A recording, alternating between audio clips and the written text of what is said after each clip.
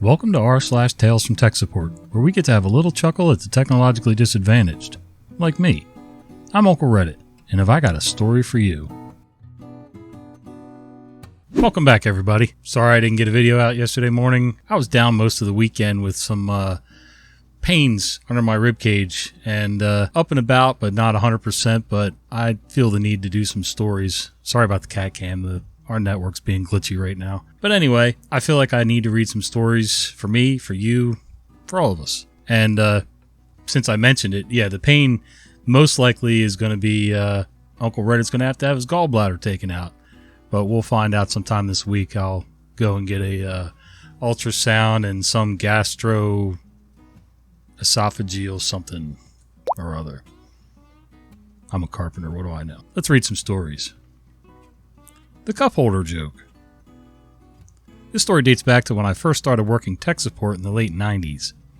These were the days of big beige boxes and CD drives that whirred in or out when you pressed the eject button. At the time, there was a joke about an old lady calling tech support to say that the cup holder on her computer had broken. I'm sure you've all heard it, but to ruin it for those who haven't, she thought the CD drive tray was a cup holder. Every IT worker thought it was funny the first time they heard it, mainly because we all know users that stupid. The joke soon made it past the walls of the IT office, and suddenly you were being told the joke by every non-tech person who knew what you did. It gradually got less funny, although it was still worth a chuckle when you knew the person asking you had done things just as or even more ridiculous. There was, however, always someone who took it too far. The office I worked at had polystyrene cups for hot drinks. You remember the kind. The ones that have probably been banned for an environmental nightmare. They weren't great for drinking out of. They broke if you happened to squeeze too hard. One funny guy, probably a broker or a middle-level accountant, loves the story and realized that the cups fit snugly in the cutout portion of the CD drive. Thought it would be hilarious to actually use it as a cup holder. When inserted, about a third of the cup protruded below the level of the drive tray, with the rest above. When I first spotted it, I laughed politely and then asked him nicely not to. He not so politely refused. From that day, every time he saw me coming, he would make sure his cup was sitting neatly in his fun new cup holder, and would point it out to me and everyone around him, eliciting gradually decreasing amounts of laughter. I asked him not to on several occasions, pointing out the danger of liquids around computers, but every time he refused to stop. I raised it with my boss, but the idiot was higher up the tree than both of us, and our warnings went nowhere. After a couple days, I gave up. Probably a week later, I was out on the floor and passing his desk, so he stuck the cup in the drive and prepared to make a joke about it. He reached out to point at the cup and misjudged how far away it was, accidentally catching the eject button with his finger. The drive whirred, retracting the tray slowly but forcefully, and neatly cut straight through the cup. Coffee went everywhere, across his desk, into the CD drive, and through the grills on his PC. The PC emitted a quiet cracking noise and buzzed. With a pop, his screen went out and smoke started to waft lightly from his desktop. I think he ended up having to pay to replace the machine as it had been damaged due to stupidity, and he had been warned. Yeah, there's always that one guy. Doesn't matter if it's in an office, on a construction site, on board a naval ship. There's always a guy, the funny guy, the clown. You know, do it once, it's funny. Just because you got to laugh once doesn't mean you need to, or should, do it repeatedly. Not only is it probably bad for the equipment or the people around you, it's really going to piss off a lot of the people that you work with. Just saying. Who is my supervisor? A call just came in with a user asking for a new laptop because there apparently aren't any free workstations in her department. I explained to her that the new devices must be requested by the supervisor from the buying department before we're allowed to get it to the user. User asked me where she should work now. I tell her that I don't know where free workstations in her department are and that she should ask her supervisor. User asks me how she can request a laptop. I tell her again that only her supervisor is able to do that. Okay, I understood that so far, but who is my supervisor? After a short break for doing a facepalm, I tell her that she needs to know that herself. How do you work in a company and don't know who your supervisor is? That's a good question. Somebody had to hire you. Even if you don't know who your supervisor is, the person that hired you is somewhere in that office, and they're surely above you. Or you could just ask the person next to you. I don't know, unless they're intentionally keeping this person in the dark for some reason, and maybe they're not intended to have a workstation, if that's the case. LPT, don't just yank the cable. Started working as an L1 rep at an ISP. Most of my calls involve manually power cycling the modem. I've quickly learned many ways to get the user to do this for me, and I've got a ton of experience working with people who have no understanding of anything technical. This incident proved that I am still learning. User comes in hot, telling me her Wi-Fi isn't working. Come to learn her phone says connected with no internet. User's modem was in a weird state where it was showing online but not responding to ping. I get the user to locate the modem and router and get them to identify each one. Thankfully, most users use our modems so I can look up their model and describe it. Me, so your modem is the one that looks like a hardcover book. It's got lights on the front. Can you tell me what they're doing? Power is on, but the other ones aren't in a valid state, so let's reboot this. Me, go ahead and remove the power cord. It'll be the smallest wire you see, connected to the bottommost port. User begrudgingly follows instructions and removes the cable. Gets it back up, took a long time to initialize, and same error. Turns out we've been tracking issues with this model, so I go ahead and let them know we have a workaround and we'll send a replacement out overnight. Me, not to worry though, we can get you back up before your new modem gets here. Go ahead and remove the power cord from the modem again. Then you'll have to remove both remaining cables.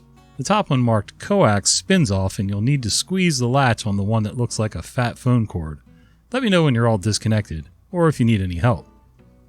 I take some time to notate the account, get the new modem sent out, get some screenshots sent over to the lead to track the modem issue, and I hear some cursing. Me, what's going on your end? User, I couldn't get the white cable out of the box, so I just pulled it out of the wall. Now the outlet came off and there's a hole in my wall. Me, let me cancel that modem order and have a tech bring you a replacement. I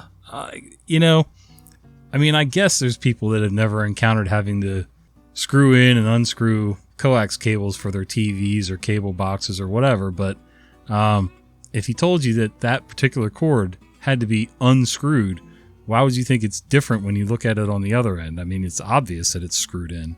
And if it doesn't come off, why wouldn't you ask for help instead of just yanking it out of the wall? Silly me. The story that got me fired. So a good few years ago, I worked as frontline tech support for a large SaaS provider, accountancy and payroll software. It was a grueling and often thankless job. Who am I kidding? I don't need to tell you guys. But I viewed it as my time in the trenches before I moved on to better things. I would typically be handling an inbound telephone line supporting end users, a mixture of accountancy professionals and small business owners, with technical queries as well as legislation and general processing queries. The company had just launched an automated function for the package I supported that required some fiddly setup. Users would need to go through a one-time only wizard to upgrade their current system, and then it would be a tick box option for any new additions going forward. We had the option to remove a couple of system files to trick the software into allowing the customer to restart the wizard if needed, typically remotely connecting to a client's machine to do so. I was on one such call with a particularly difficult and computer illiterate Karen. Father of chops. I need your help to remotely connect so that I can remove some system files to allow us to run the setup again, in case it wasn't done correctly. Karen. It was. Father of chops. Well, I'd just like to be sure. I can't really trust that it's all been done properly without doing it myself. Karen. I have my office girl set it up. She's told me she did it right and she hasn't had the email to confirm. Father of chops. Okay, has she checked spam or junk folders? Karen.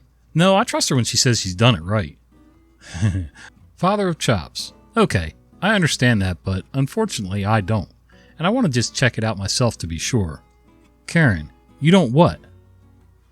Father of chops. I don't trust that she's done the setup steps correctly, and I don't trust that she's checked her spam and junk folders properly. Unfortunately, I can't always trust you or her word for something. I'd be out of a job if I just took every customer at their word and sent them on their way. Karen, how dare you say you don't trust her? I trust her and that should be good enough. In fact, no, I want to speak to your manager now. I escalated the call to one of the available managers in the office and resigned myself to some developmental feedback about my telephone manner. I hadn't heard anything for a few days, so I just assumed Karen had calmed down and had changed her tune at the sound of another voice, as they usually do. But I came back to my desk from lunch on Friday afternoon to be told that HR and a manager were waiting for me in a meeting room downstairs.